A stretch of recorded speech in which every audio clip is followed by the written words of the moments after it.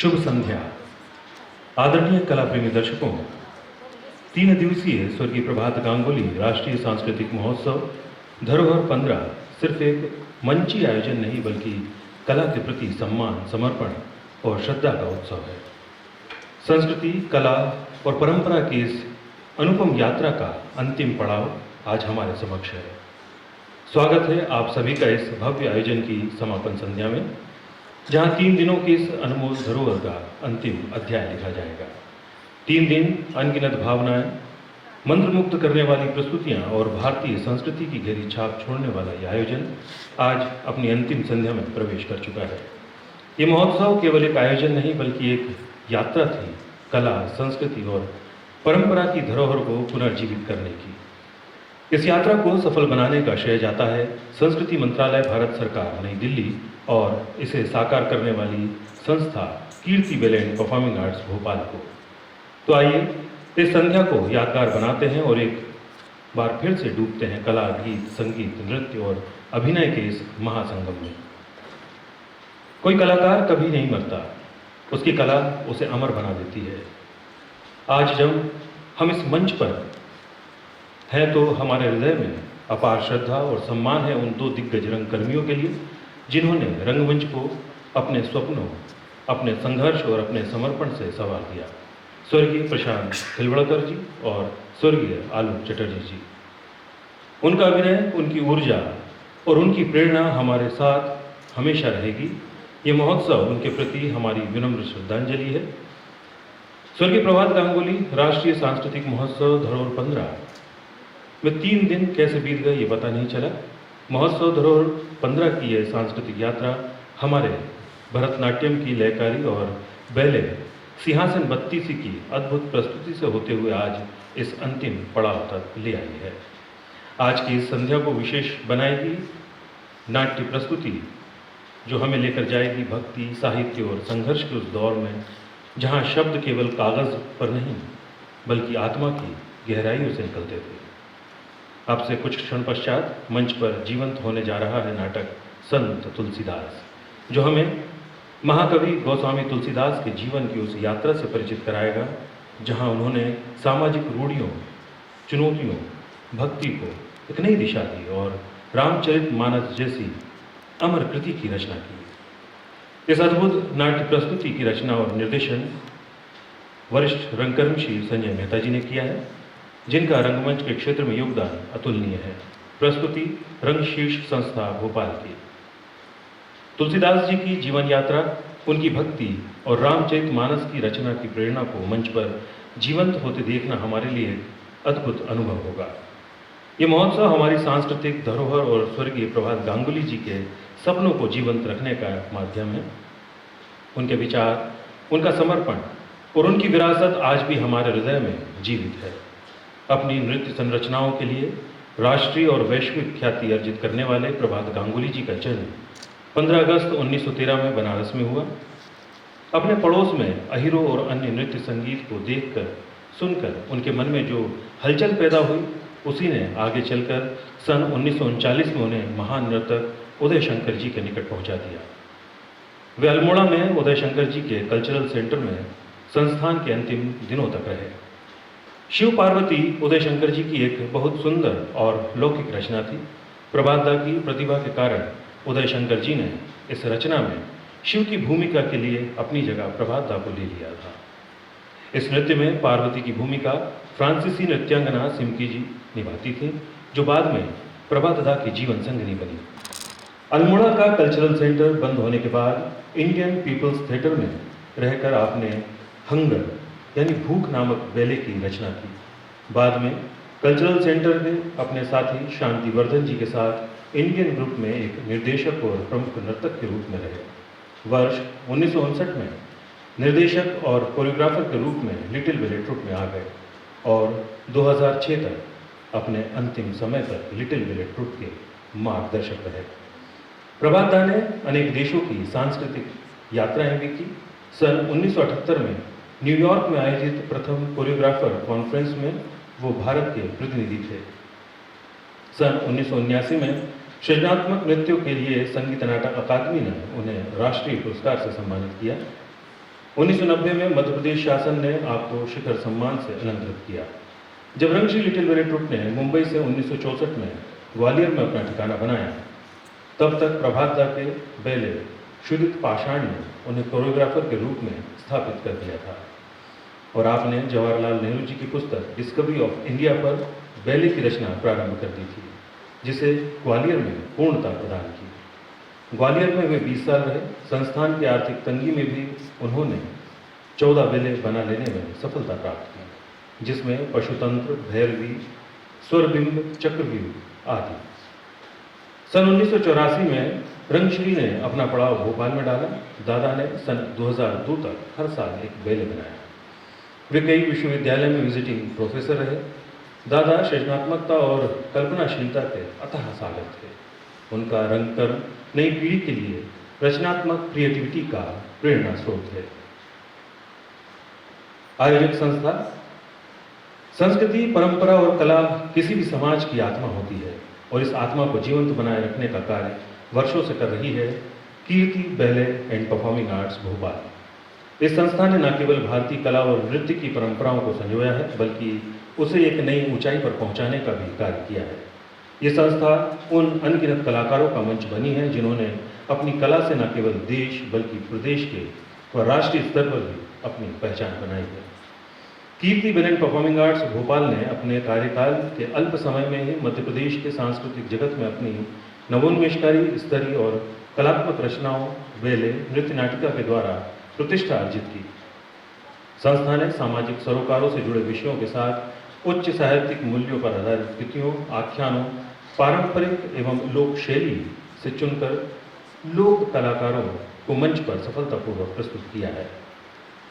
और बेले, विशेष रूप से भारतीय बेले के विकास और उसे लोकप्रिय बनाने के उद्देश्य से हर प्रकार के कार्य करने में निरंतर प्रयासरत है, जिसमें इतिहास, परंपराओं और लोक कथाओं से जुड़ी प्रेरणाप्रद कथाओं, पौराणिक आख्यानों से समाज के विभिन्न वर्गों को परिचित कराना, प्रशिक्षण देना, कार्यशालाएं आयोजित कराना और मंच के लिए प्रस्तुति तैयार कर उनका प्रदर्शन करना आदि शामिल है।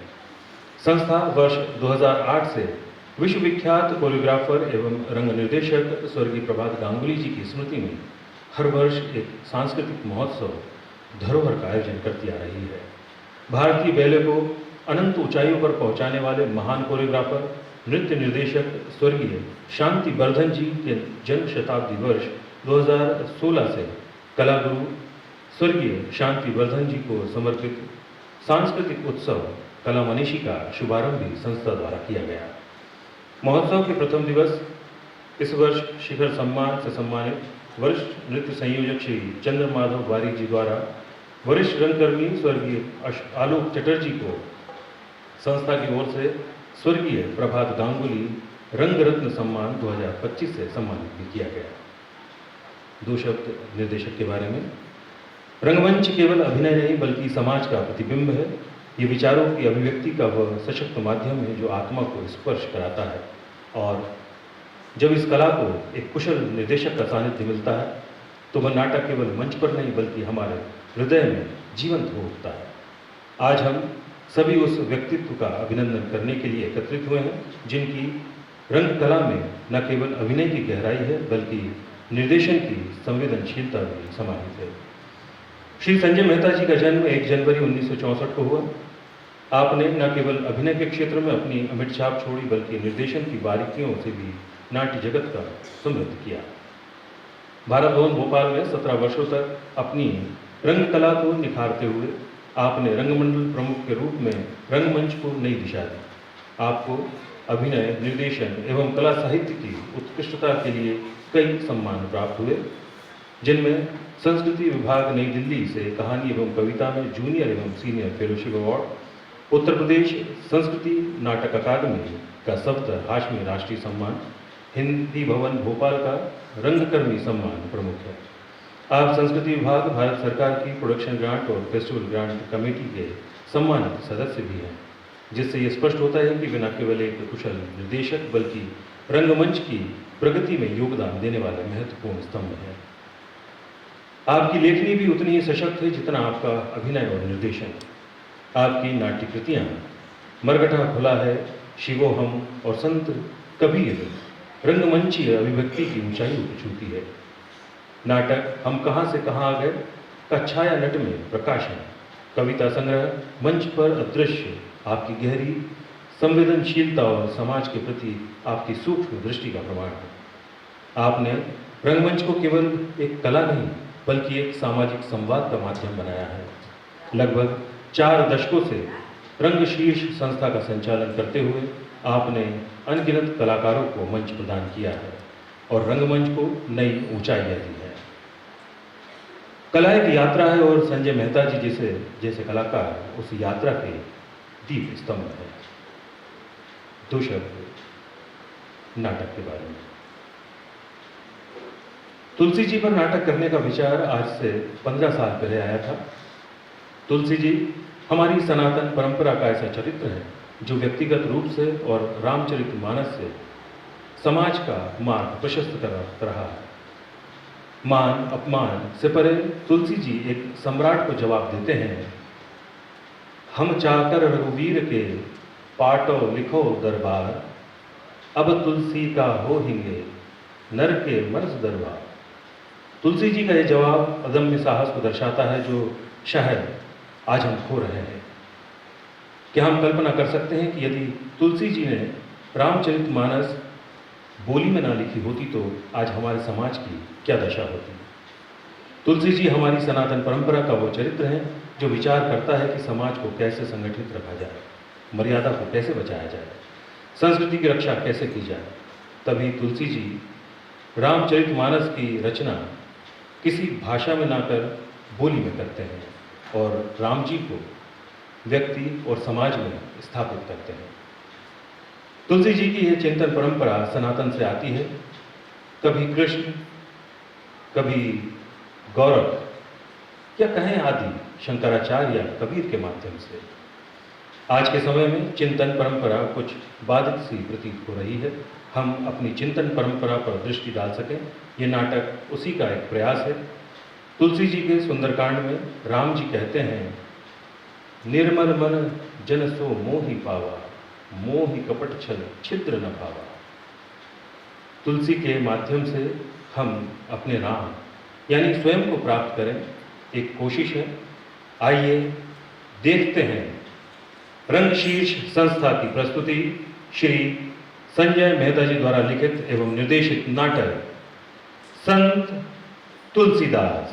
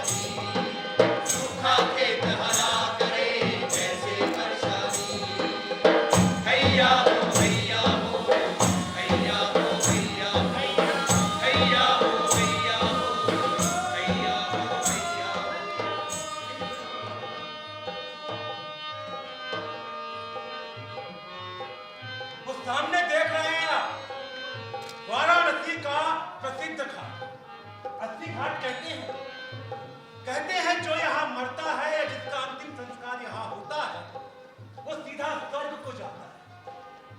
यहाँ से थोड़ी ही दूर पर प्रभु रामलला, लखन भैया और मैया सीता भी आंगन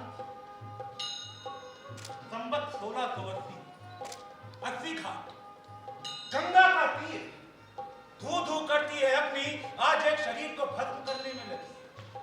किसका शरीर है ये? जानते हैं आप? नहीं जानते?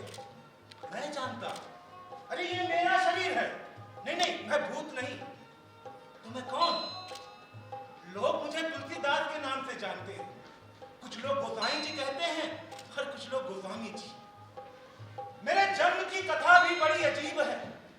कहते हैं मैं अपनी माँ के गर्भ में 12 महीने तक रहा था और जन्मते ही राम शब्द बोला था। मुझे भी आश्चर्य होता है कि बच्चा तो सिर्फ रोता है, फिर उसमें अनेक ध्वनियां शामिल हो जाती हैं। अब जिनके मन में राम बसते होंगे वो उस ध्वनि में राम नाम सुन सकते होंगे, क्योंकि ऐसा कार्य तो कोई राम का भक्त ही कर सकता है। खैर जो भी हो, मेरा नाम राम भोला पड़ गया। कासगंज के उस छोटे से क्षेत्र सुकर जिसे अब तोरो कहते हैं, मेरा बचपन वहीं बीता। वहीं की धूल भरी गलियों में मैं पला बढ़ा। मेरे बारे में एक बात और कही गई थी कि मैं मूल नक्षत्र में पैदा हुआ था और मूल नक्षत्र में पैदा होने वाला बच्चा अपने परिवार के लिए घातक भी हो सकता है।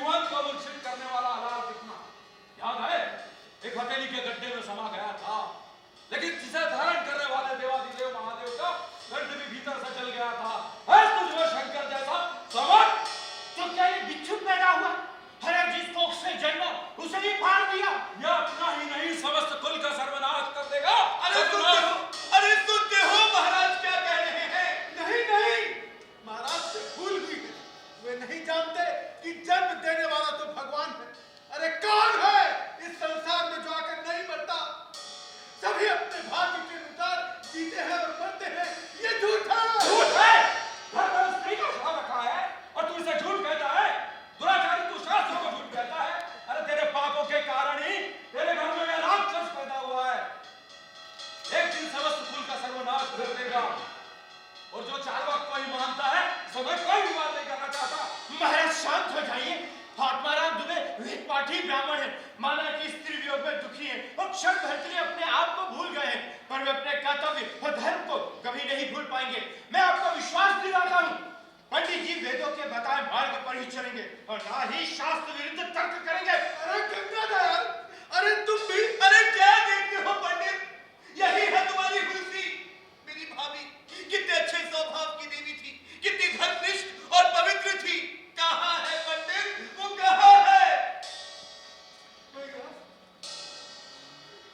वो सो गई है। मर गई है भैया, मर गई है, मिट्टी हो गई है और अब इसे मरघट ले जाने की बेला आ गई है। इस पापी संतान को जन्म देने वाली ये मर गई है।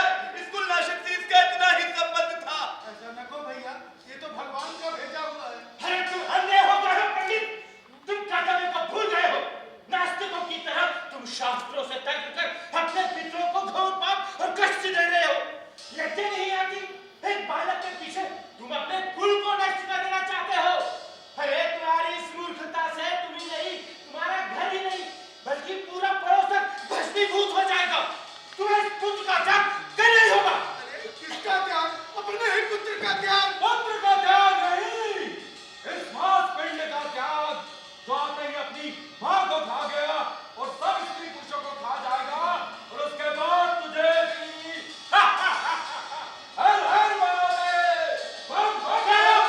लेके उसे। हाँ कहा है वो बालक, लेके आओ उसे। महाराज चुनियादारी बच्चे को लेकर भाग गई। अब हम ठहरे सरयू पारी ब्राह्मण। सरयू पारी ब्राह्मण का मतलब समझे आप? अरे जो सरयू नदी के तट पर रहता हो उसे सरयू पारी ब्राह्मण कहते हैं। और जो होता है खासकर हमारे परिवारों में, हर छोटी छोटी चीजों को लेकर बड़ी बहस, विश्वास, अंधविश्वास, रूढ़ियां, मुहूर्त। अब ऐसे में हम कोई प्रश्न करते तो परिवार के बड़े जनों का यही सरल उत्तर होता कि भाई शास्त्रों में यही लिखा है इसलिए यही करना है। उस दिन चुनिया माई हमें लेकर हमारे नानी नाना के घर आ गई। वहां पूरी बात बताई। नाना हमें रखने को तैयार थे, पर नानी थी ना घोर अंधविश्वासी। कहने लगी, अरे जो पैदा हो तुम्हारी बिटिया को खाए गए हो, हम ना रखे ऐसे लला को। नाना ने समझाया कि इतने बच्चे का क्या दोष, पर नानी को अपनी बेटी का दुख ज्यादा था। सो चुनिया माई ने हमें कुछ दिन पाला पोसा। पर वो कहते हैं ना कि जिसकी किस्मत में ही विपदा लिखी हो उसकी अनहोनी को कौन टाल सकता है। सो माई भी हमें छोड़कर चल बसी। हम फिर अनाथ हो गए। पर वो कहते हैं ना कि जिसका कोई नहीं होता उसका रखवाला राम होता है। एक दिन हमारे गुरु नारायण दास जी की कृपा दृष्टि हम पर पड़ गई और वो हमें अपने आश्रम ले आए। हम बोला, अरे राम बोला, अरे कहाँ हो राम बोला, ओ नंदला, अरे भाई तेरे राम बोला को ढूंढो। गुरु महाराज वो कहाँ होंगे? अरे वो तो रामलला मंदिर की सफाई में लगे होंगे। सुबह उठने के बाद बस वही हम जाते हैं। अरे ये तो अच्छी बात है भाई, है बचपन से ही प्रभु चरणों का ध्यान, इसमें क्या बुराई है? सही कहा आपने। प्रभु की सेवा से बड़ा पुण्य का काम और क्या हो सकता है? परंतु महाराज छोटा सा तो है। अरे रामलला की मूर्ति तक तो हाथ भी नहीं पहुंचते, फिर भी लगा रहता है। अरे बचपन से ही जिसके मन में रामलला बस गए हैं, वो बड़ा होने पर राम नाम से दुनिया को तारेगा। अरे वो तो अभी से लगने लगा है महाराज। कोई भी काम हो और राम नाम का आदेश दे दो तुरंत कर देता है। बस तो उसको फिर रामलला की सेवा में ही लगा दो। परंतु महाराज वो भक्तु बहुत गुस्से में है। कहता है कि महंत जी ने रामलला की सेवा का आदेश हमें दिया और ये करता आया हुआ बछवा हमारी सेवा में बाधा डाला। महंत जी, महंत जी! अरे वो देखिए महाराज, भक्तु नहीं आ रहा है। अब आप ही संभालिए उसे। महंत जी, महंत जी, आज तो आपको फैसला करना ही पड़ेगा। अरे हम कोई पंच है या सरपंच है तो फैसला करेंगे? हैं? शांति से बैठ जाओ और मुंह से बताओ कि बात क्या है। बाप को टालिएगा मत, आपको सब पता है। तो अरे ये गुस्से में फनफनाते रहोगे, कुछ बोलोगे भी।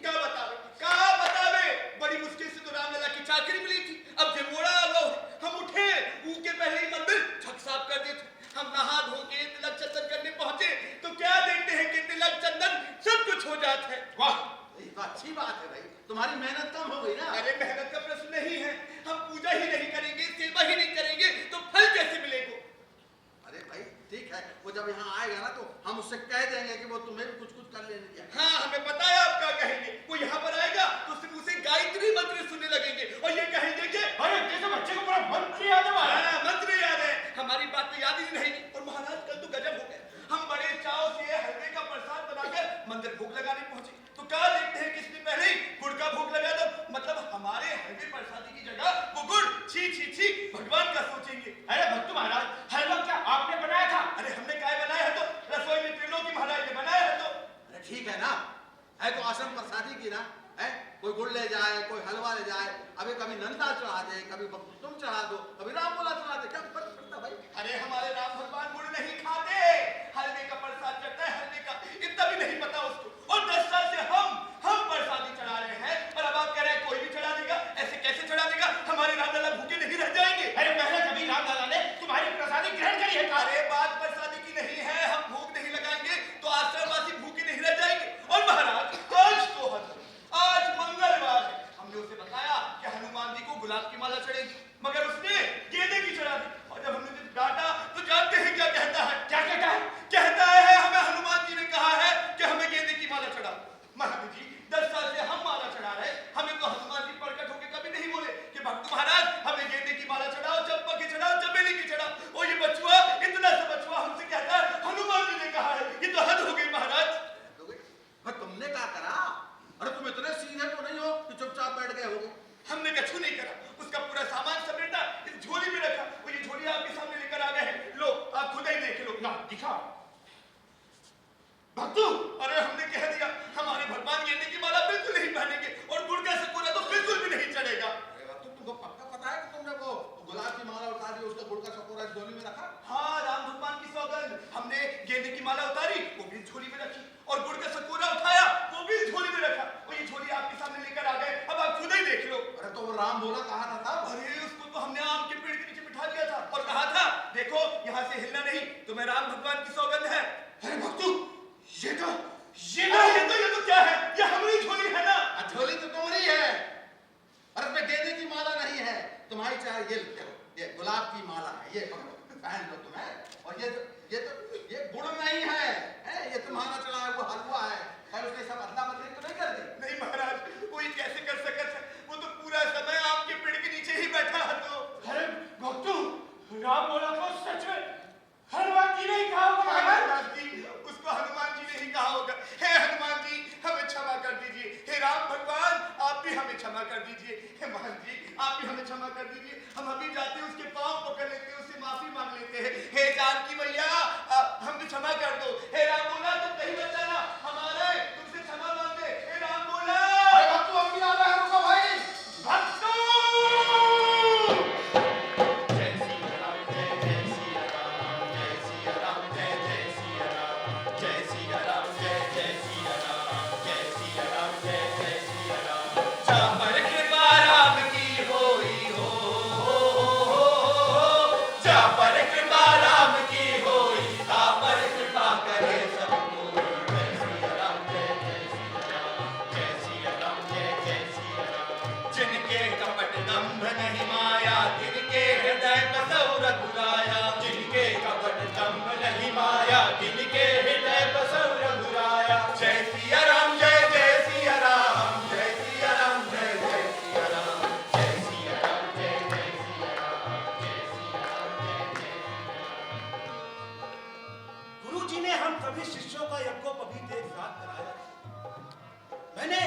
मैंने बिना सीखे ही पूरा गायत्री मंत्र बोल दिया।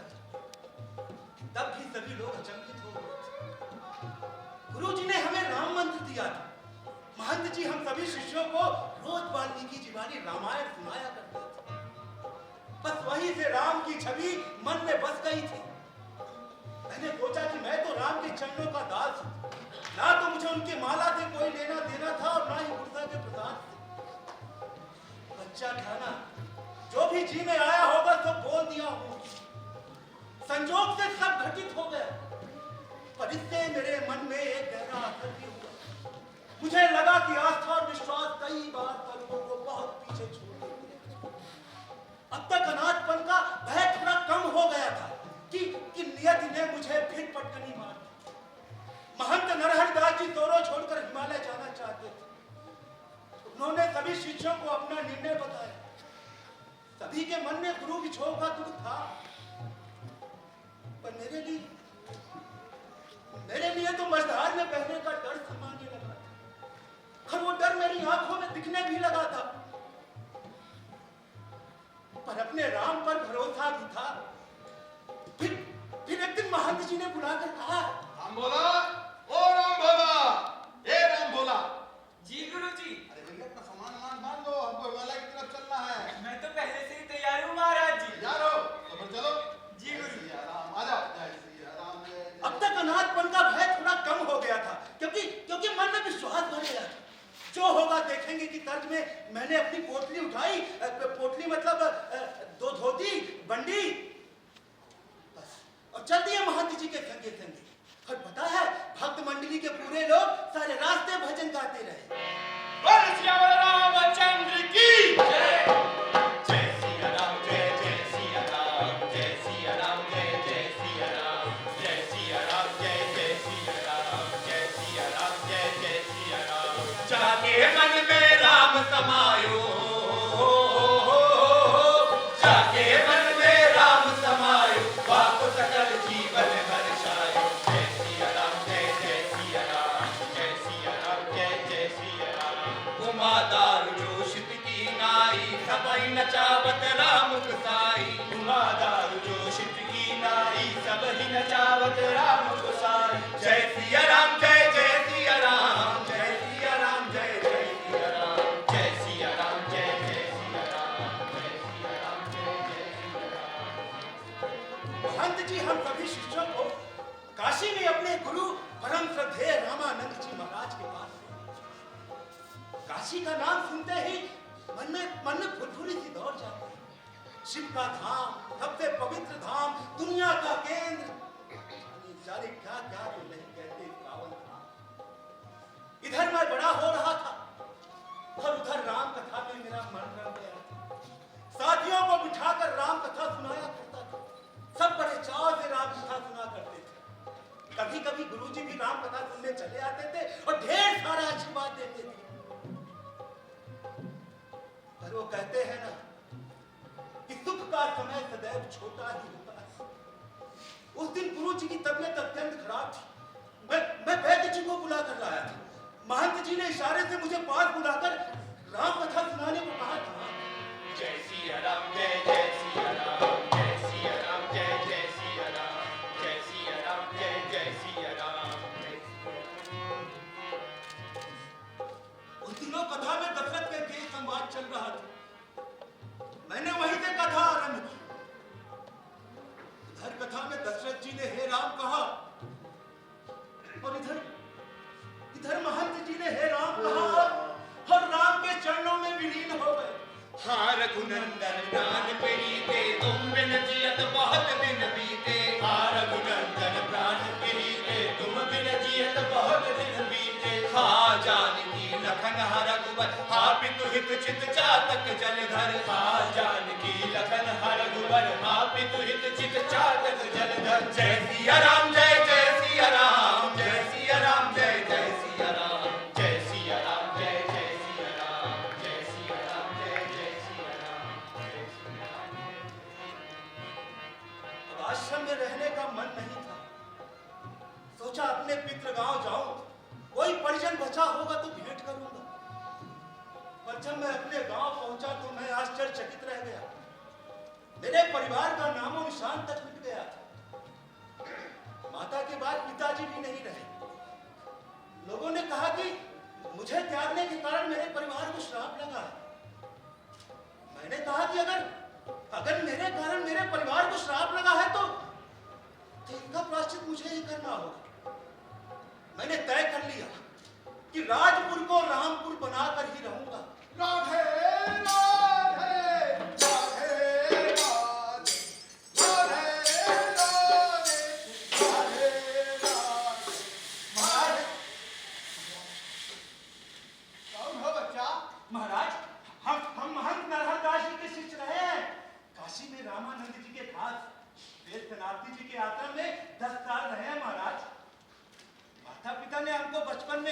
दिया था।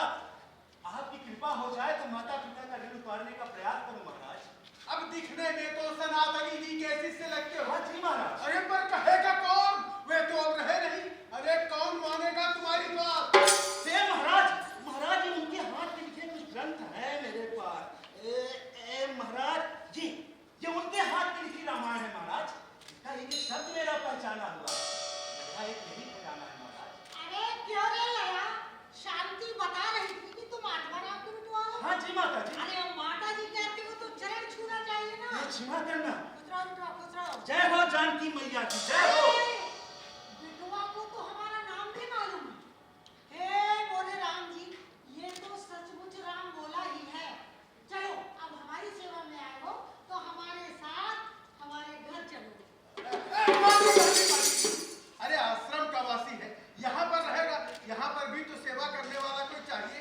अरे ठीक है बाबा, हम यही कछु ओढ़ने बिछाने के लाने ला देते हैं। इधर आओ बच्चा, एक बात बताओ, तुम्हें माता जी का नाम कैसे पता चला? महाराज हमने तो जानकी मैया को याद किया था, हमें क्या पता कि वो स्वयं उपस्थित हो जाएंगी। हे राम जी, आपका ऋण कैसे उतारूंगा?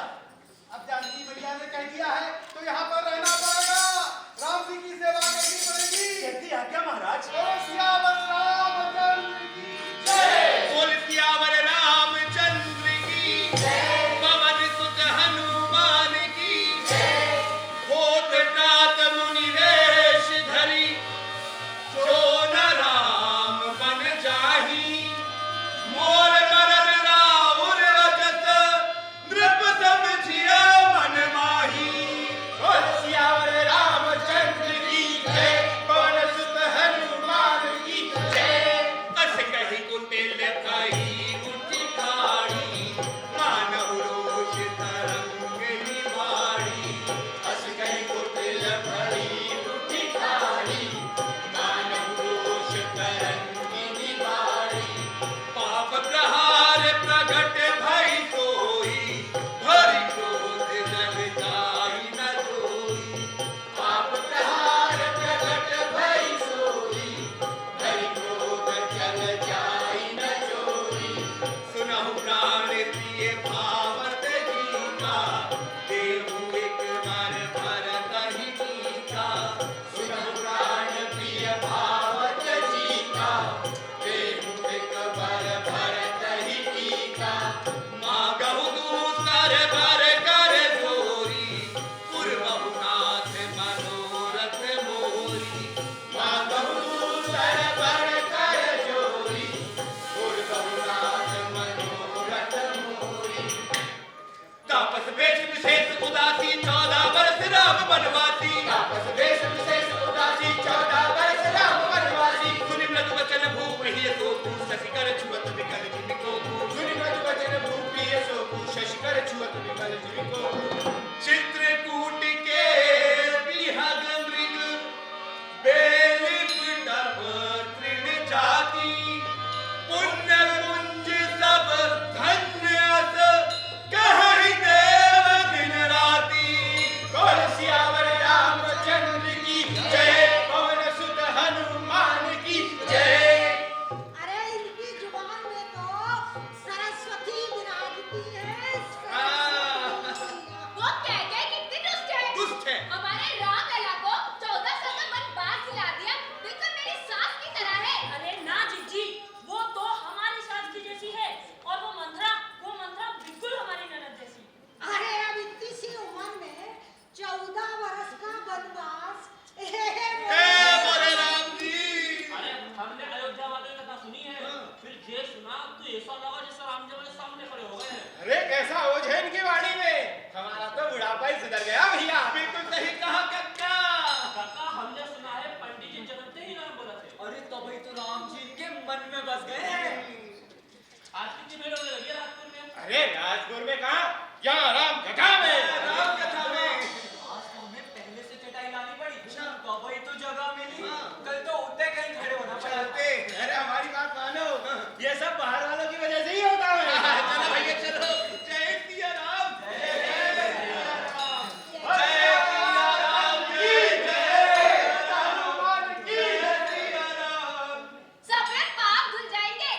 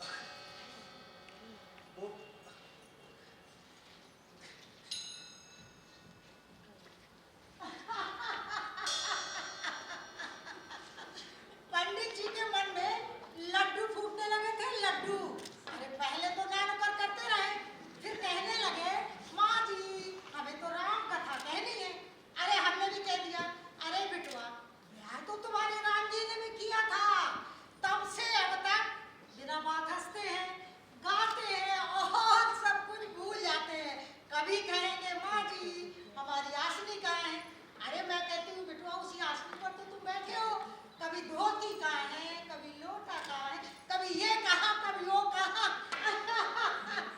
मैं तो बस हंस के रह जाती हूँ। जब से सुना है कि रत्नावली बहुत सुंदर है, तब से बावरे हो गए हैं, बावरे। आखिरकार शादी का अवसर आ ही गया।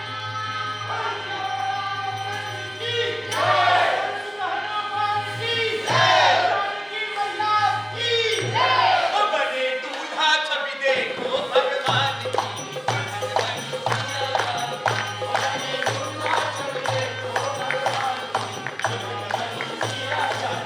बने दूल्हा छवि देखो भगवान की दुल्हन बनी सिया जान की बने दूल्हा छवि देखो भगवान की दुल्हन बनी सिया जान की जय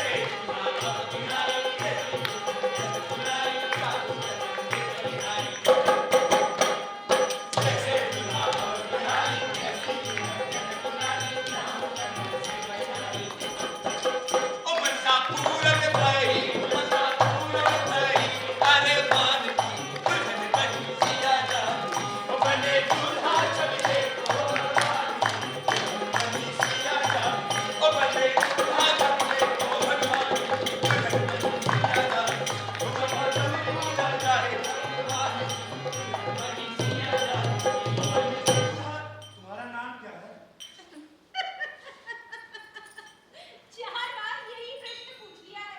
हमारा नाम रत्नावली है, हमारी माँ का नाम शांति देवी है और हमारे नहीं पिताजी वो का सब नाम। नहीं पूछना तो फिर और क्या पूछना है? वो बस तुम्हारा फिर नाम। वैसे हमारी समझ में नहीं आ रहा कि हम क्या पूछें। तुमको देखते हैं ना तो सब भूल जाते हैं। तुम मत देखो ना। नहीं नहीं ये नहीं हो सकता। एक काम करो ना फिर तुम ही कुछ पूछ लो।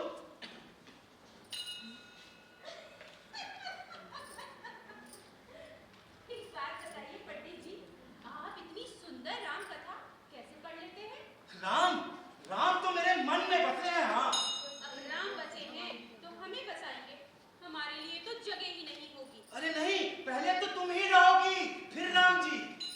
छी छी, प्रभु श्री राम को हटाकर हम जगह लें, ये बात बिल्कुल ठीक नहीं। अरे वो सब तो ठीक हो जाएगा। हमने सुना है कि तुम गाती बड़ा अच्छा हो। हम तो बस राम कथा में कुछ गुनगुना लेते हैं बस। कुछ हो तो सुना दो ना।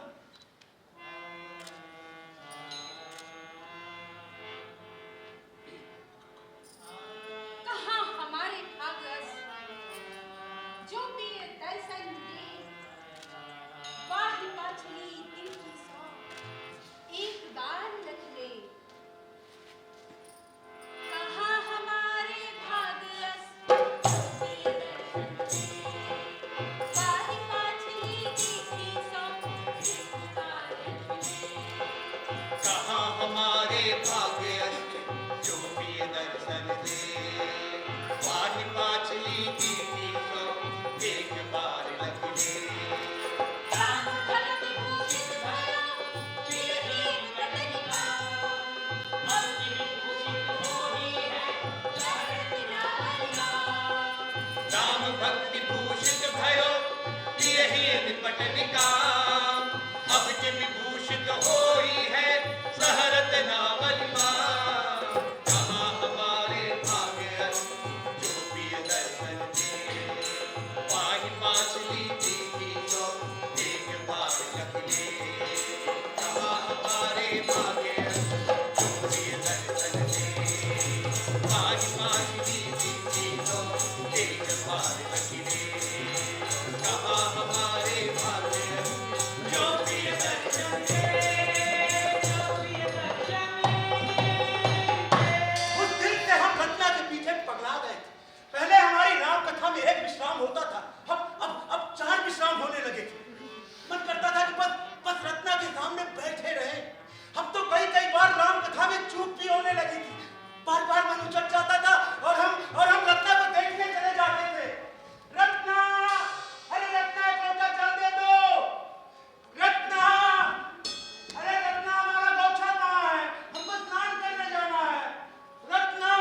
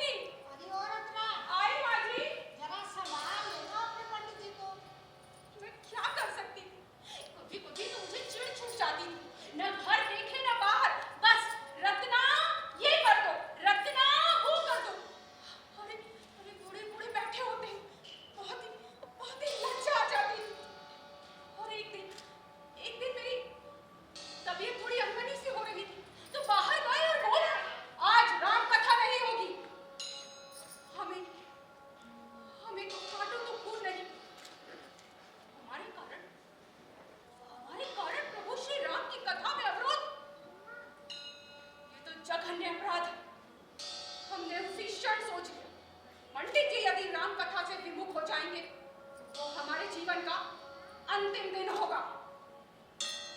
एक दिन पंडित जी पास ही के एक गांव गए हुए थे और इधर हमारे चचेरे भाई आ गए और कहने लगे, जीजी अम्मा याद कर रही है, आप कनिक चलकर उन्हें देख लीजिए। बस फिर क्या था, हम भी भैया के संग ही चल दिए।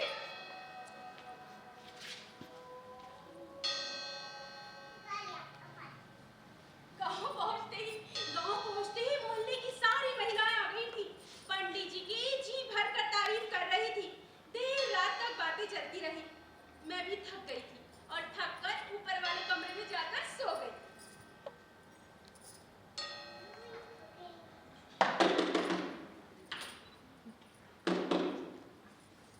तभी अचानक दरवाजे पर खटखटाहट हुई।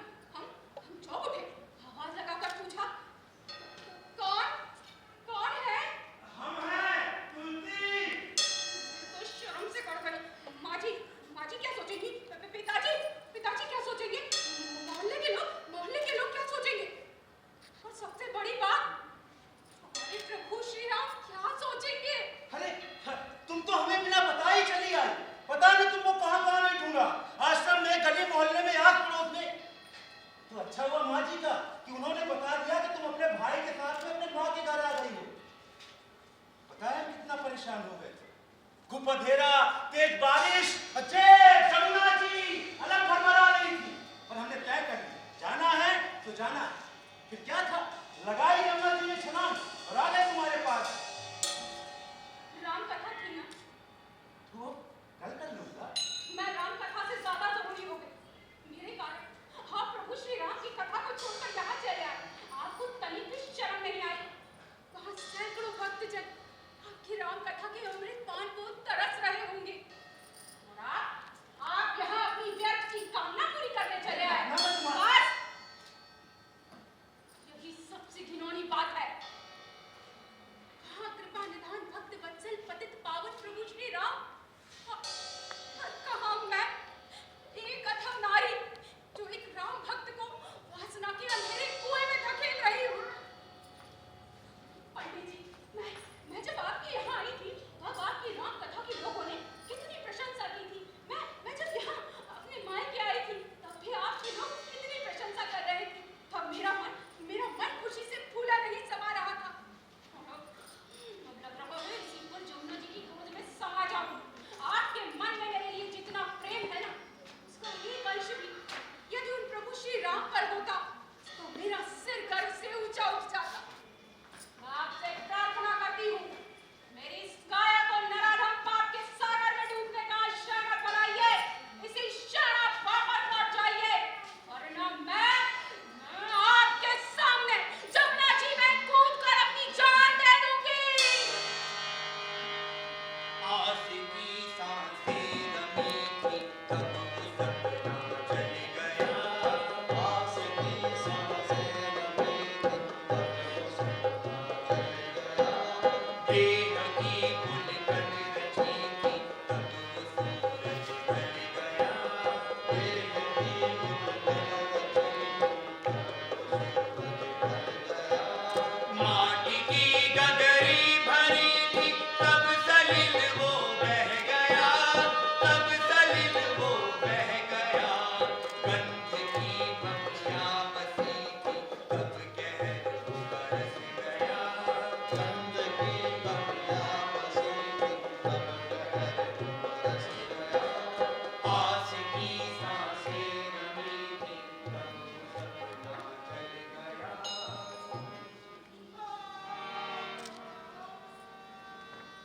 हम बता नहीं सकते कि उस समय हमको कैसा लगा था।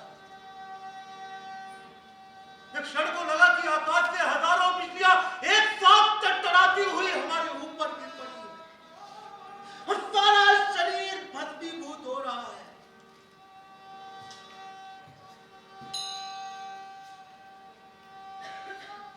लगने ही पर लगा कि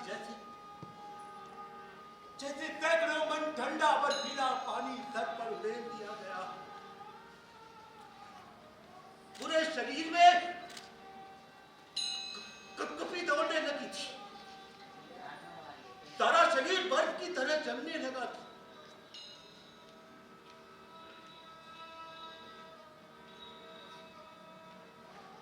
से मेरा सामना कई बार हुआ। पहले पहल जन्मते ही,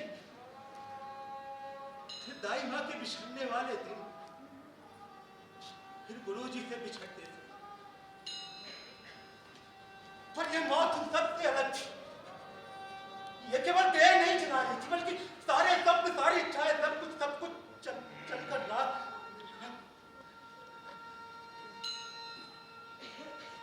बाकी बची थी मेरी देह।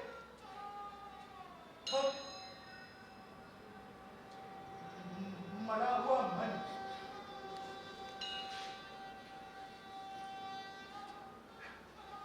कब फिर चलते, कब प्रयागराज पहुंच गया पता। लोग कहते हैं मेरी पत्नी साला ससुर सब मुझे खोजते हुए आज मुझे रोका भी, मनाया भी, पर मैं वहां था कहां? मैं तो मर चुका था। और मरा हुआ आदमी तुम कैसे जीता? पर मैं तो कई बार मरा, कई बार। मां गंगा उस दिन भी है कहीं साथ निर्लिप्त बह रही थी जैसे कुछ हुआ ही ना हो। अरे जीवन की सच्चाई भी तो यही है। हजारों तुलसी खंड खंड होकर गिर जा, पर लीलाधारी के माथे पर सिलवट नहीं पड़ती। पहले सोचा कि मां की गोद में समा जाऊं,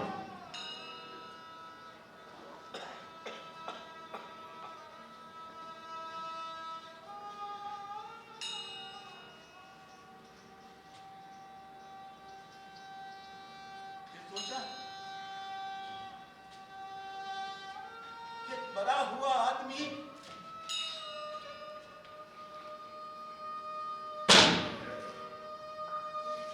इसे कैसे कर सकता है?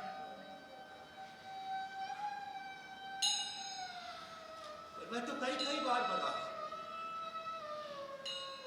कई बार।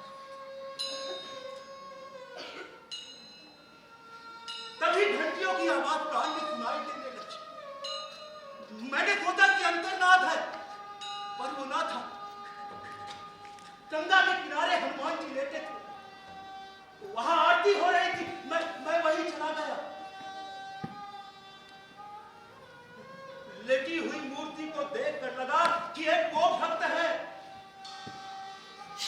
जो लेटकर भी प्रभु का स्मरण नहीं छाड़ रहे, और एक मैं हूं जो तनिक ठेस लगने पर विचलित हो गया।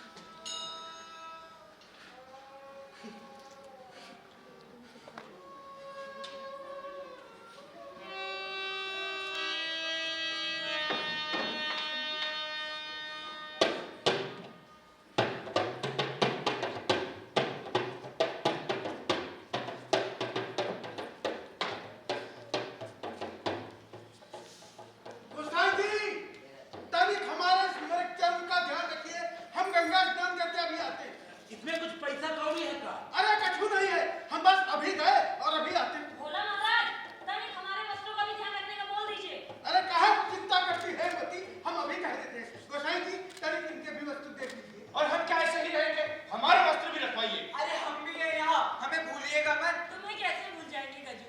हम सबसे पहले तुम्हें ही तो याद करते हैं। पर गोसाई जी तो अभी पूजा अर्चना कर रहे हैं, वो कैसे ध्यान रख पाएंगे? अरे कुंवरवा, इतनी सी बात नहीं समझे? वो देखो गोसाई जी तो भी चंदन ही खिस रहे हैं। तनिक वस्त्रों का ध्यान रख लेंगे तो क्या हो जाएगा? तब तक तो स्नान करके आ ही जाएंगे। जी माता जी, लेकिन हम फिर पूजन ध्यान में लग जाए तो? लो, इनसे सुनो, देखो जरा हमें माता जी कह रहे हैं। हम क्या तुम्हें माता जी नजर आ रही हैं? और ये कह रहे हैं पूजन में लग जाएंगे तो कपड़ों का ध्यान कैसे रखेंगे बताओ? अरे यू राम नाम जपते जपते भी तो दूसरों का ध्यान रखते हो कि नहीं? रखते हो ना? तनिक हमारे वस्त्रों का ध्यान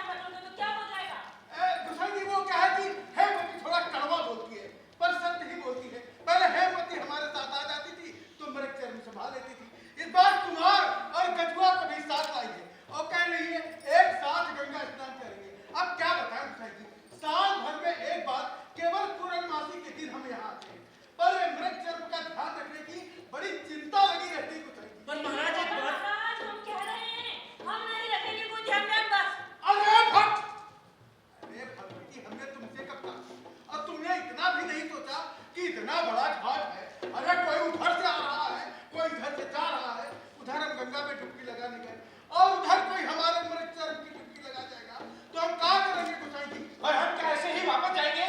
हम तो ये जानते हैं कि हमारे वस्त्र गुम नहीं होना चाहिए।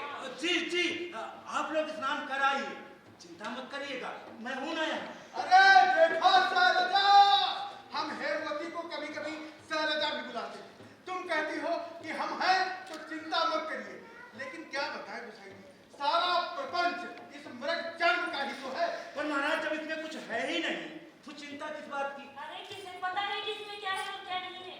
देखिए गोसाई, ये सब तो एक माया की तरह है। पता तो हम सभी को है कि इसमें कुछ नहीं मिलने वाला, और थोड़ा सा भी कुछ ना मिले तो आत्महत्या तक करने का विचार करेंगे। बताइए जी, मैंने सही कहा ना? बताओ जरा। सही कहा माता जी। नहीं नहीं, बात तो आपने बिल्कुल ठीक कही है, पर फिर भी जब इसमें कुछ है ही नहीं तो व्यर्थ की चिंता क्यों? अरे रखा तो किसी में भी कुछ नहीं है, लेकिन लोग मेरा मेरा मेरा कहकर मरे जा रहे कि नहीं। बात तो आपने बिल्कुल ठीक कही महाराज। अरे मैं तो सत्य ही कहता हूँ, पर मेरी सुनता कौन है? बस ये आद्रिजा यानी कि हेमवती सुन लेती है। तो बात बात में भूल ही गया। अब क्या बोल गए महाराज? एक भक्त ने लड्डू का प्रसाद दिया था। हमने तो उसी समय ग्रहण भी कर लिया था। भैया आपने? हमें अपना काम समय पे करना अच्छा लगता है। क्या हुआ बोला महाराज, ऐसे क्यों विचलित हो रहे हो? अरे तुम्हारी बातों ने तो अच्छा, मेरी बातों ने? बात तो तब से आप ही किए जा रहे हो। अरे मेरा मतलब है मृग जन्म की बात में भूल गया था। देखो सारा प्रसाद धरती पर बिखर गया। ओहो, बड़ा बुरा हुआ महाराज। बुरा नहीं हुआ, हमारा कहा हो गया। क्या हो गया है? अरे शंकरी कहती है राम का प्रसाद है, अकेले खाते। अब देखो कितनी सारी चीटियां भोग लगा रही है। अरे भगवान का प्रसाद है, सभी के पास जाएगा तभी तो हमें पुण्य लगेगा। लगेगा कि नहीं गोसाई जी? महाराज ये तो कहते ही हैं, प्रसाद जितने मुंह लगे उतना अच्छा। बस ऐसी बात तो भगवती भी कहती है। अरे राम का प्रसाद है, जितना बांटो बढ़ता जाए, कभी खत्म भी ना हो। लेकिन गोसाई जी ऐसा कौन सा प्रसाद होगा कि जितना बांटो बढ़ता जाए, कभी खत्म भी ना हो? मैं तो अन्नपूर्णा से कहता हूँ, ऐसा प्रसाद तो कोई बिरला ही दे सकता है। नागजा कहती है मेरी बातें तो समझ में ही नहीं आती। अरे ठीक ही तो कहती है, बात ऐसी हो जो पढ़े लिखे अनपढ़ सब समझ सके। क्या हुआ गोसाई जी? अरे क्या सोचने लगे महाराज? महाराज आपने कितनी बड़ी बात कह दी। प्रसाद ऐसा हो जो जन जन के मन में उतर जाए, कभी खत्म ही ना हो। आपने बहुत बड़ी बात कह दी महाराज। मैंने नहीं कही, वो तो महादेवी ने कह दी। बस तनिक रुक जाइएगा, आपके चरण छूना, अपना नाम धाम बताते जाइए, दर्शन की इच्छा हुई तो आऊंगा। अरे हमारा क्या नाम और क्या धाम, भोले लोगों का क्या है। अब ये महेश्वरी तो हमें राघोड़िया कहकर बुलाती है, और धाम तो ऐसा गोसाई जी जहां धूनी रम जाए धाम हो गया। अरे गोसाई जी आपकी पूजन सामग्री कुत्ता रखा जाए, वो देखो। हट हट। अरे पर महाराज यहाँ तो कुत्ता है ही नहीं। महाराज आप भी ना।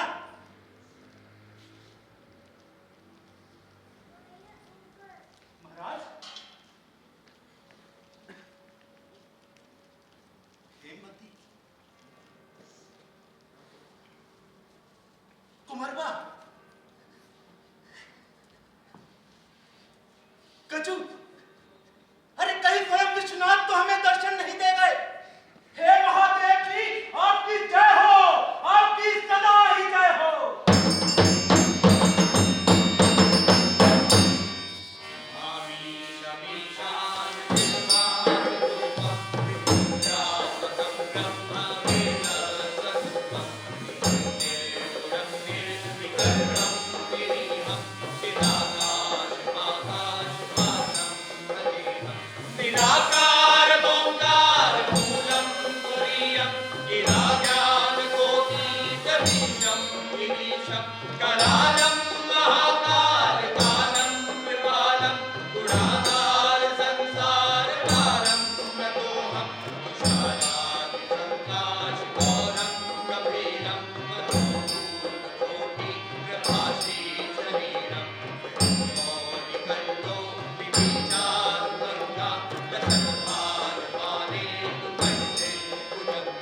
शरद कुंडलम भो सुनेत्र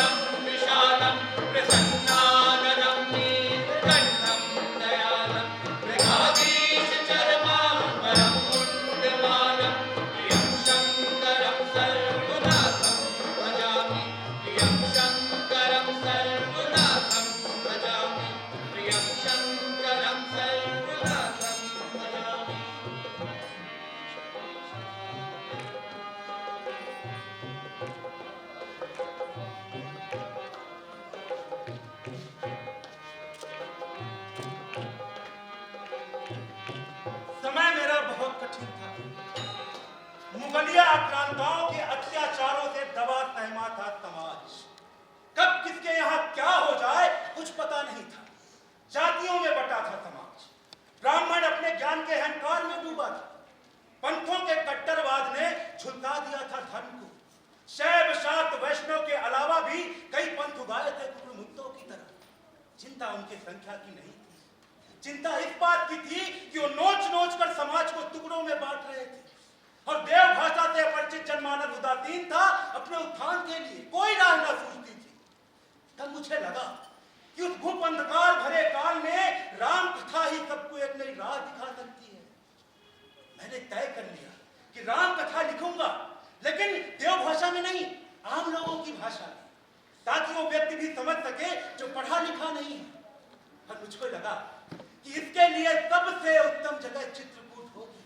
और मैं चित्रकूट पहुंच गया। बोल सियावर रामचंद्र की जय, पवन सुत हनुमान की जय। चित्रकूट महिमा कही महामुनि गाई, आए नहाए सरित वर सिया समेत दो भाई। बोल सियावर रामचंद्र की जय, पवन सुत हनुमान की जय। अमरनाग किन्नर किसी पाला, चित्रकूट आए तेहि काला। अमरनाग किन्नर किसी पाला, चित्रकूट आए तेहि काला। राम प्रणाम कीन सब नामु, मुदित देव नहीं लोचन लाहु। राम प्रणाम कीन सब नामु, मुदित देव नहीं लोचन लाहु। वर्षित मन कहे देव समाजु, नाथ सनाथ भय हम आजु। वर्षित मन कहे देव समाजु, नाथ सनाथ भय हम आजु। कर विनती दुख दुसह सुनाए, हर्षित निज निज सदन सिधाए। कर विनती दुख दुसह सुनाए, हर्षित निज निज सदन सिधाए। चित्रकूट रघुनंदन छाए, समाचार सुन सुन मुनि आए। चित्रकूट रघुनंदन छाए, समाचार सुन सुन मुनि आए। आवत देख मुदित मुनि वृंदा, कीन दंडवत रघुकुल चंदा। आवत देख मुदित मुनि वृंदा, कीन दंडवत रघुकुल चंदा। चित्रकूट के बिहग मृग, बेली बिटप तृण जाति। पुण्य पुंज सब धन्य कहि देव दिन राति। बोल सियावर रामचंद्र की जय, पवन सुत हनुमान की जय। चित्रकूट के धर्म प्रेमी भक्तों, ये हमारा सौभाग्य है कि परम पूज्य तुलसीदास जी ने अपनी भाषा में रचित रामचरितमानस के पाठ का शुभारंभ यहाँ से किया है। पूरे भारत में राम नाम का अमृत बांटते हुए हमारी नगरी में पधारे हैं। राम जी की कृपा से इतने भगत जुट गए हैं, ऐसा लगता है जैसे पूरा चित्रकूट ही उमड़ पड़ा हो। हर मैं तो चमत्कृत हूँ कि हम लोगों ने पहली बार राम जी की कथा को अपने घर की भाषा में सुना है। अरे भैया, पहली बार राम जी भगवान से बढ़कर अपने परिवार का हिस्सा हो गए हैं। ऐसा लगने लगा मानो वो हमारे आंगन में आ गए। उनके साथ जानकी मैया चित्रकूट की घाट पर विराजमान हो गई। लगने लगा कि प्रभु लखन लला के साथ ही बैठे। अद्भुत, कैसी मनोहारी छवि है। हम सच बताएं, संस्कृत में हमें समझ नहीं आता था कि वो क्या कह रहे हैं। हमें भी नहीं आता था भैया। हमें महाराज से बस इतना पूछना था कि महाराज, आपके मन में अवधि का गौरव बढ़ाने और चित्रकूट से मानस पाठ का शुभारंभ करने का एक महान और पवित्र विचार कैसे आया महाराज? जी महाराज, कैसे आया? बोलिए प्रभु सिया रामचंद्र की जय। सबसे पहले तो चित्रकूट के भक्तों, देवों को शत शत नमन। चित्रकूट मेरी आत्मा में बसता है। यहाँ के हवा में, यहाँ के पानी में, यहाँ के जंगल पहाड़ों में प्रभु सिया राम और माता जानकी का वास। यहाँ की हनुमान गढ़ी में साक्षात हनुमान जी विराजते हैं। यहाँ की मंदाकिनी माता ने प्रभु के चरण धोने का सौभाग्य पाया। इस धरती की जितनी महिमा गाऊं उतना कम है। भक्तों, आप लोगों के मन में यह प्रश्न है कि मैंने अपने द्वारा रचित रामचरितमानस का पाठ यहाँ चित्रकूट से क्यों आरंभ किया। जी महाराज। तो मैं आपको बता दूं, ये तो स्वयं हनुमान जी का आदेश है। अब उनका आदेश भला कौन टाल सकता है। तो बांधी पोटली और आ गए। महाराज, ये तो आपकी ही भक्ति का प्रताप है कि चित्रकूट अब और भी पावन तीर्थ बन गया है। महाराज, अब आपसे एक ही विनती है कि कथा का समापन यहीं से कर दीजिए। बोल सिया रामचंद्र की जय, और सुत हनुमान की जय, जानकी मैया की जय।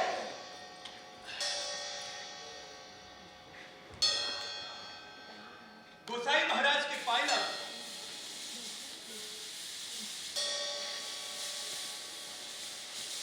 कौन हो भाई? दुर्भाग्य का मारा हूँ गोसाई। पिछले जन्मों के खोटे कर्मों के कारण प्रेत योनि में अटक गया हूँ। आप रोज रामलला को स्नान कराकर उनका बचा हुआ जल इस बांस की झुरमुट में डाल देते हैं ना। भगवान की स्नान का जल है, झुरमुट में ही डाल सकता हूँ। बस उसी चरणामृत के कारण मेरा पाप कट गया है, मेरे मोक्ष का समय आ गया है। आपके द्वारा मुझे मोक्ष मिल रहा है, बताइए मैं आपके लिए क्या कर सकता हूँ।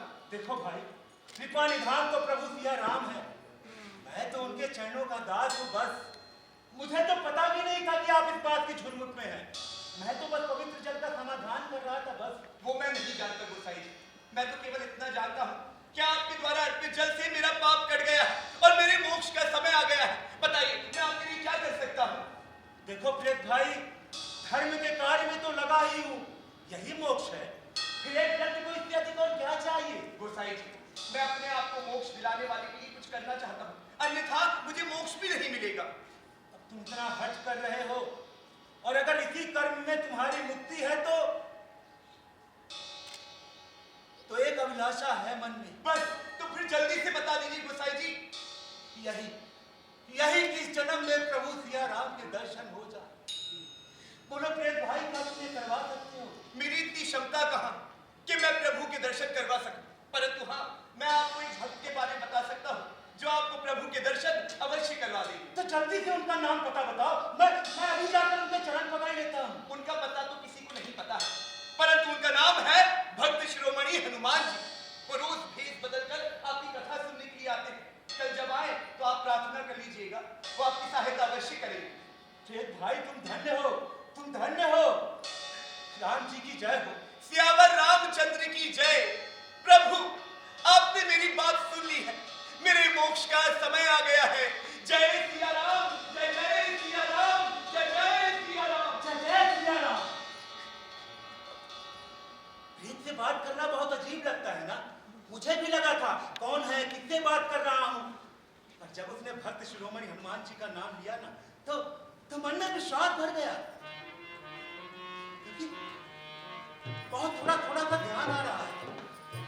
एक व्यक्ति सबसे आखिरी में सबसे पीछे चादर ओढ़े चला जा रहा है। तब मैंने नहीं सोचा कि ये मेरे प्रभु श्री राम के प्रिय भक्त हनुमान जी हो। मुझे अगले दिन की बड़ी बेसब्री से प्रतीक्षा होने लगी। पूरी रात नींद नहीं आई।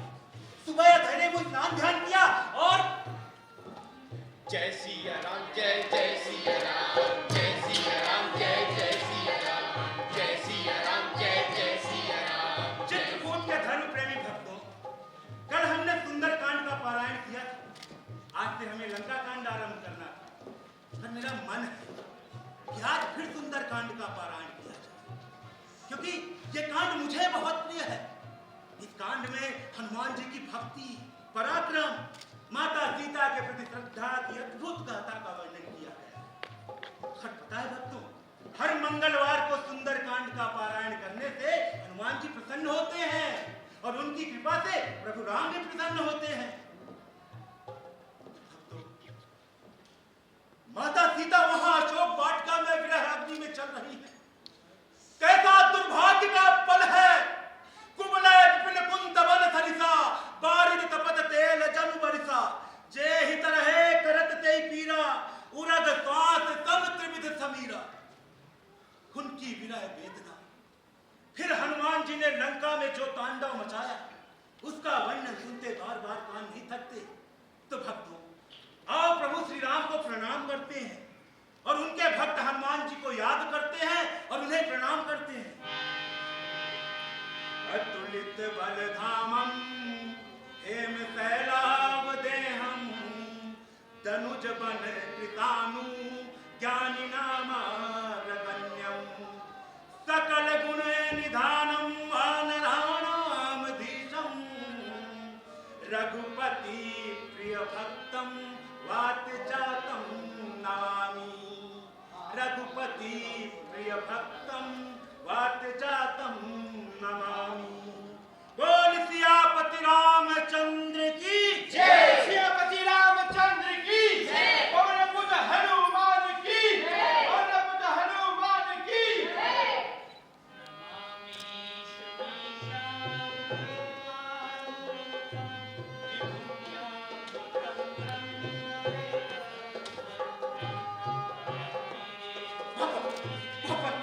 भगवान आप इतने दिनों से मेरी मानस यात्रा में शामिल हो चुका है और मैं भागा आपको पहचान भी नहीं पाया। हे कृपा निधान है करुणा निधान मुझे क्षमा कर दीजिए प्रभु मुझे क्षमा कर दीजिए प्रभु मुझे क्षमा कर। उठो गोसाई महाराज उठो। मैंने तो त्रेता युग में भक्ति का वरदान पाया था और वो युग था भी भक्ति का। और आप तो कलयुग में भी प्रभु की भक्ति कर रहे हैं। आप तो मुझसे भी बड़े भक्त हैं। गोसाई महाराज कहिए आपकी क्या अभिलाषा है? एक ही स्वप्न है एक ही आकांक्षा है एक ही अभिलाषा है कि इस जन्म में प्रभु सिया राम के दर्शन हो जाए। बस इतनी कृपा कीजिए हनुमत प्रभु बस इतनी कृपा कीजिए। गोसाई महाराज हमारे प्रभु तो भक्त की प्रेम की डोर से बंधे हुए हैं। वो करुणा निधान है दया निधान है। वो आपकी अभिलाषा जरूर पूरी करें। वो आपको दर्शन देंगे पर आप अपने आत्मचक्षुओं को जागृत रखें। अच्छा मैं चलता हूं। जय सिया राम। जय जय सिया राम। जय सिया राम जय सिया राम। जय सिया राम जय सिया राम। जय सिया राम जय जय सिया राम जय सिया राम जय जय सिया राम। जयराम जी की भैया जयराम जी की भैया जयराम जी की भैया आज बाजार तो कुछ ज्यादा ही सजा धजा लग रहा है। क्या कोई त्योहार है? आज रामनवमी है और चित्रकूट में तो आनंद रहता ही है और फिर आज अवध से दो राजकुमार यहाँ पधार रहे हैं। हम सब बस उनके स्वागत में ही खड़े हैं। अरे वो देखिए दोनों राजकुमारों की जोड़ी आ गई। चेहरे पर दिव्य चमक पीछे चमकता प्रभा मंडल। एक राजकुमार सावरे हैं पर कितने मनोहारी हैं। एक राजकुमार गौरवर्ण है। दोनों का कितना प्रभावशाली व्यक्तित्व है। पर एक बात समझ में नहीं आ रही है कि जो लोग उनके पास से जा रहे हैं उनका ध्यान तो राजकुमारों की तरफ है ही नहीं। हाँ ऐसा लग रहा है जैसे उन्हें किसी ने देखा ही नहीं। अरे सब अपनी अपनी धुन में लगे हुए हैं। हाँ सही कहा आपने। चलिए गोसाई महाराज से पूछते हैं। चलिए पूछते हैं। जयराम जी की गोसाई महाराज। जयराम जी की महाराज। राम जी की कृपा बनी रहे। गोसाई महाराज आपसे एक प्रश्न पूछना था। हाँ पूछो। अभी दो राजकुमार यहाँ से निकले थे आपने भी देखा होगा। अब ये चित्रकूट है यहाँ तो राजे रजवाड़े आते ही रहते हैं मगर हमें ऐसा लगा जैसे उन्हें किसी ने देखा ही नहीं। ऐसा कैसे हो सकता है महाराज? देखो भाई ऐसा है कि सब अपने स्वार्थ की चिंता में डूबे हुए होंगे शायद इसलिए ध्यान नहीं दिया। हमें तो आपके दर्शन हो गए। अब तो हमारे सारे कष्ट मिट जाएंगे ना महाराज? नहीं भाई सब पे कष्ट दूर करने वाले प्रभु सिया राम हैं। जय सिया राम। अरे गोसाई महाराज अरे महाराज महाराज आपने प्रभु को देखा? नहीं अभी आप कोई नहीं आया महाराज। अरे अभी तो आए थे राजकुमारों के भेष में। आपने अभिलाषा की थी ना आपको दर्शन देने हेतु। मेरे प्रभु मेरे सामने से चले गए और मैं उन्हें पहचान नहीं पाया। मैं कितना पापी हूँ मैं। अरे आपने ही तो कहा था ना तो आपकी अभिलाषा पूर्ण करने के लिए तो आपके समक्ष आए। मैं कितना दुर्भाग्यशाली हूँ हनुमत प्रभु। मेरे प्रभु आए और मेरे सामने से चले और मैं उन्हें पहचान नहीं पाया। मैं अब आपके ही आश्रय हूँ हनुमत प्रभु आपके ही आश्रय हूँ। आप ही कृपा कीजिए प्रभु। ठीक है अब मुझे ही कुछ करना होगा। जय सिया राम जय सिया राम। जय सिया राम। गोसाई महाराज प्रभु राम तो आप पर ही कृपा करते हैं हम पर थोड़े ही करेंगे। अरे अभी वो बाबा आए थे ना। अभी तो यहाँ कोई नहीं आया। यहाँ हम ही खड़े हैं ना कोई आया ना कोई गया। वैसे राम जी ने तो तुम पर कृपा कर दी है। आपको देखा तो ऐसा लगा कि प्रभु राम के दर्शन हो गए। हमें भी बहुत अच्छा लग रहा है। ये सब आपका ही प्रताप है। हमें आशीर्वाद दें महाराज। राम जी की कृपा बनी रहे। जय जय सिया राम, जय जय सिया राम, जय जय सिया राम। अब मैं बहुत सावधान हो गया। हर आने जाने वाले को बड़े ध्यान से देख रहा था, क्योंकि मुझे लगने लगा था कि प्रभु की कृपा कभी भी हो सकती है। मन में एक धारणा समा गई थी। फिर कभी लगता था कि जैसे कहीं प्रभु दर्शन सपना ही न रह जाए, और फिर कभी लगता था कि जैसे जैसे प्रभु प्रभु प्रभु मेरे सामने खड़े हैं।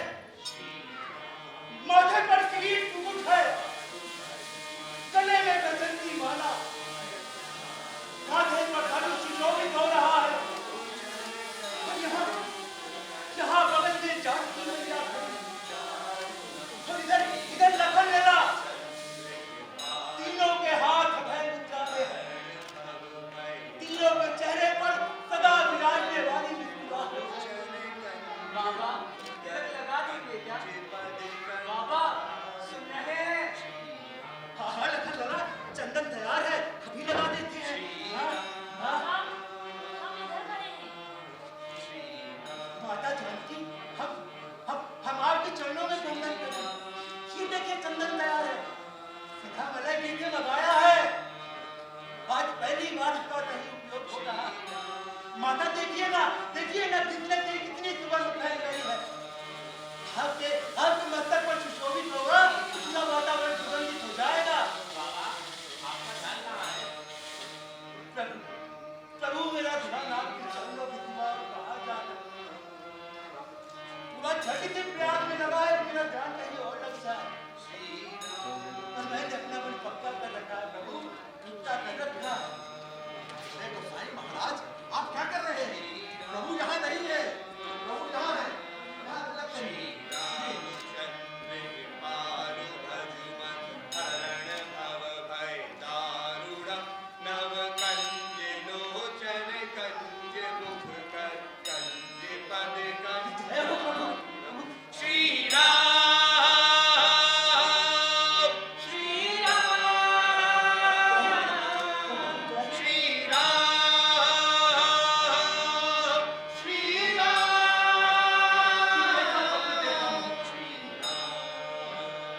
मेरे आराध्य आए, उन्होंने मुझसे चंदन लगाने को कहा। मैंने तीनों को अपने हाथ से चंदन लगाया। तीनों ने मुझे आशीर्वाद भी दिया। ये कैसा सपना है? ये कैसा सपना है? कैसा सपना है ये? ये स्वप्न नहीं है गोसाई महाराज, प्रभु ने आपको साक्षात दर्शन दिए। आपने अपने हाथों से उनके माथे पर ये सब नहीं। ये सब आपके ही कारण संभव हो पाया है। सब आपके ही कारण संभव हो पाया है। आपकी जय हो प्रभु, आपकी जय हो।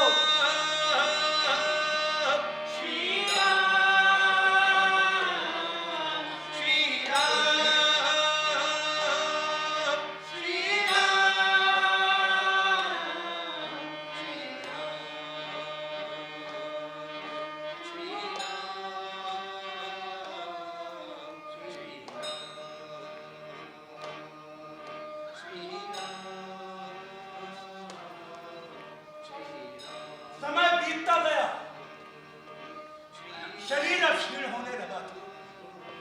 गंगा किनारे ऐसी घाट पर डेरा जमा लिया था। मैं चाहता था कि एक बार मेरे ज्ञान चक्षु खोलने वाली मेरी आध्यात्मिक गुरु रत्नावली का आभार मानूं। क्योंकि उसने मार्ग नहीं दिखाया होता तो प्रभु के चरणों का ध्यान कैसे पाऊं? एक दिन सब रुक गया। सूरज से भी तेज प्रकाश मेरी ओर बढ़ने लगा था।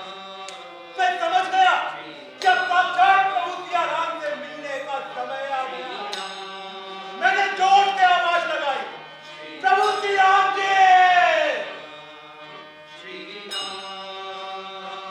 भीड़ बहुत बढ़ गई थी। कुछ भक्त रो रहे थे,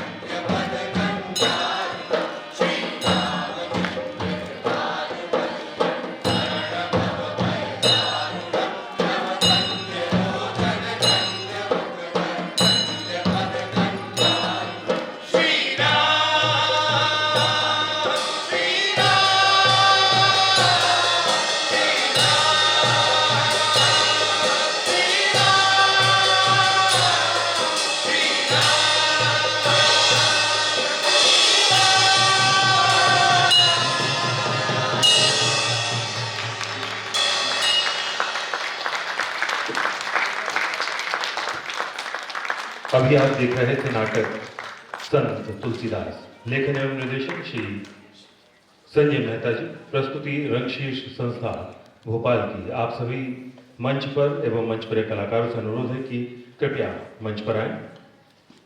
तुलसीदास जी का जीवन हमें सिखाता है कि भक्ति, साहित्य और समाज सेवा में हम न केवल अपने चरित्र को ऊंचा उठा सकते हैं, बल्कि समूचे समाज में चेतना का संचार कर सकते हैं। अब हम आप सभी से अनुरोध करते हैं कि एक बार पुनः जोरदार तालियों से हमारे निर्देशक, कलाकारों और पूरी टीम का अभिवादन करें। बहुत ही मनमोहक प्रस्तुति यहाँ हमने देखी। हमारे बीच विशेष रूप से उपस्थित हैं वरिष्ठ रंगकर्मी, सिने अभिनेता श्री राजीव वर्मा जी। आपसे हम आग्रहपूर्वक अनुरोध करते हैं कि आप भी कृपया मंच पर आएं और आज के नाटक के निर्देशक श्री संजय मेहता जी को शॉल, श्रीफल, स्मृति चिन्ह और पुष्पगुच्छ भेंट कर उनका अभिनंदन करें। जब तक मैं आपका परिचय करा देता हूं, फैजान खान, प्रेम प्रकाश अस्थाना, सीमा मोरे, रीना बिष्ट, गायत्री निगम, प्रिया,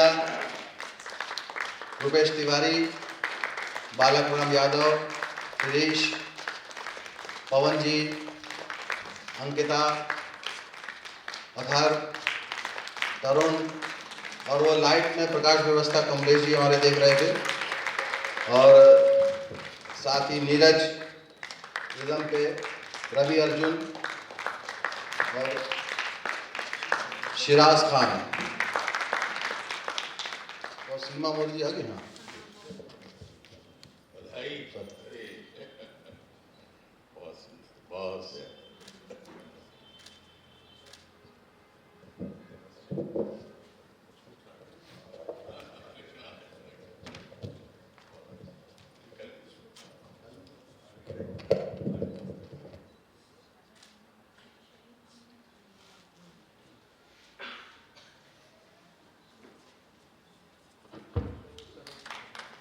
राजीव वर्मा जी से अनुरोध है कि संजय मेहता जी को शॉल, श्रीफल, स्मृति चिन्ह और पुष्पगुच्छ भेंट कर उनका अभिनंदन करें। जोरदार तालियां। संस्था की ओर से वरिष्ठ नृत्य संयोजक श्री चंद्र माधव बारिक जी से अनुरोध है कि आप श्री राजीव जी को पुष्पदल भेंट कर उनका अभिनंदन करें।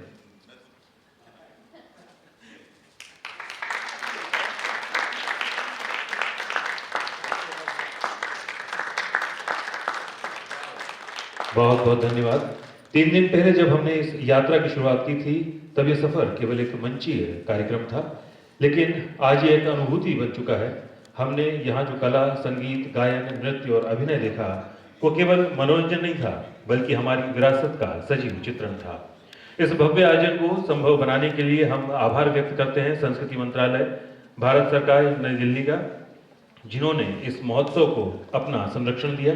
साथ ही हम विशेष धन्यवाद एवं आभार प्रकट करना चाहेंगे सुश्री शोभा चटर्जी, श्री राजीव वर्मा जी, सुश्री निरूपा जोशी जी, संजय मेहता जी, श्री प्रवीण महुवाले, सुश्री श्वेता देवेंद्र, श्री राम प्रकाश त्रिपाठी, श्री रामचंद्र सिंह, श्री नेपाल सिंह, सुश्री विभा श्रीवास्तव, श्री योगेश कुमार उमाठे, श्री संजीव यादव, सुश्री सुमन कोठारी, सुश्री मनीषा हुरैया, सुश्री प्रियंका शर्मा, सुश्री वर्षा मालवी, श्री शानू चौकीकर, श्री प्रकाश मीणा, श्री आयुष मीणा, रंगश्री लिटिल वेले ट्रुप भोपाल के समस्त कलाकार, कीर्ति बैले एंड परफॉर्मिंग आर्ट्स के समस्त कलाकार, बयार सोशल वेलफेयर सोसाइटी, अर्घ्य कला Samiti, Utkal Samaj, Sanjay typewriting and print, Ananya Yadav, Tanishq digital video, समस्त प्रिंट और इलेक्ट्रॉनिक मीडिया बंधु, हम उन सभी कलाकारों, अतिथियों और दर्शकों का भी हृदय से आभार व्यक्त करते हैं जिन्होंने इस महोत्सव को अपनी उपस्थिति और प्रेम से अनमोल बना दिया। संस्कृति एक प्रवाह है जो पीढ़ी दर पीढ़ी आगे बढ़ती है। धरोहर 15 का समापन भले ही आज हो रहा है, लेकिन इसकी यादें, इसकी प्रेरणा और इसकी अनुभूति हम हमेशा हमारे हृदय में जीवित रहेंगी। अब विदा लेने का समय आ गया है, लेकिन ये विदाई एक नए आगाज की प्रतीक्षा के साथ है। अगले वर्ष फिर मिलेंगे एक नए उत्साह, नई ऊर्जा और नई प्रस्तुतियों के साथ। तब तक के लिए आप अपने दोस्त योगेश कुमार को दीजिए इजाजत। सभी को शुभ रात्रि, नमस्कार। आपको हम बता दें कि संस्कृति मंत्रालय भारत सरकार के सहयोग से बयार सोशल वेलफेयर सोसाइटी द्वारा 3 दिवसीय बयार सांस्कृतिक महोत्सव का आयोजन इसी रागबंद सभागार में किया जा रहा है।